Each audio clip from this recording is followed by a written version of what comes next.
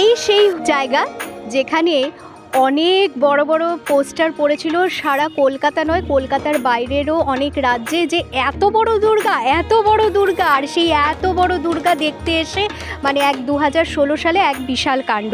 আপনারা বুঝতেই পারছেন আমি কোন জায়গার কথা বলছি। হ্যাঁ, একদমই তাই, দেশপ্রিয় পার্ক।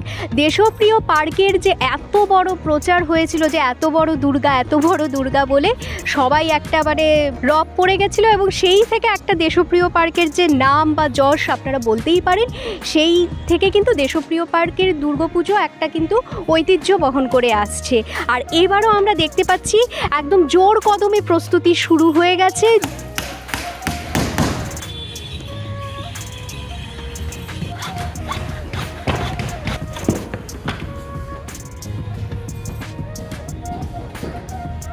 আপনারা দেখতে পেলেন যে কত বড় আয়োজন হতে চলেছে দেশপ্রিয় পার্কের দুর্গোৎসব অথবা দুর্গাপুজো। এই বছর অর্থাৎ 2024-এর দুর্গাপুজোর থিম হচ্ছে দেশপ্রিয় পার্কের এবার ভুবনেশ্বরী।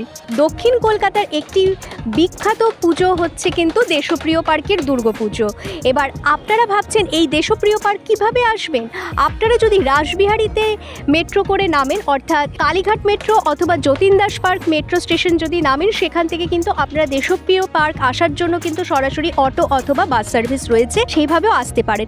অথবা আপনারা যারা গড়িয়াহাট পর্যন্ত আসছেন, মানে গড়িয়াহাটে যে সমস্ত পুজোগুলো রয়েছে অর্থাৎ একডালিয়া এভারগ্রিন, তারপরে হচ্ছে হিন্দুস্তান ক্লাব, হিন্দুস্তান পার্ক, তারপর সিংহি পার্ক, এই পুজোগুলো দেখে ত্রিধারা সম্মিলনী দেখে আপনারা যদি সেইভাবে আসতে চান, তাহলে একদম ত্রিধারা সম্মিলনী দেখার পরেই কিন্তু যেই রাস্তাটা একদম প্রিয়া সিনেমা হলের দিকে চলে আসছে গড়িয়াহাট থেকে, সেই রোড ধরে আসলেই কিন্তু দেশপ্রিয় পার্ক একদম জ্বলজ্বল করছে, আপনারা দেখতেই পাবেন। তো দেরি কিসের, আপনারা কিন্তু প্রস্তুতি নিয়ে ফেলুন পুজো দেখতে আসার।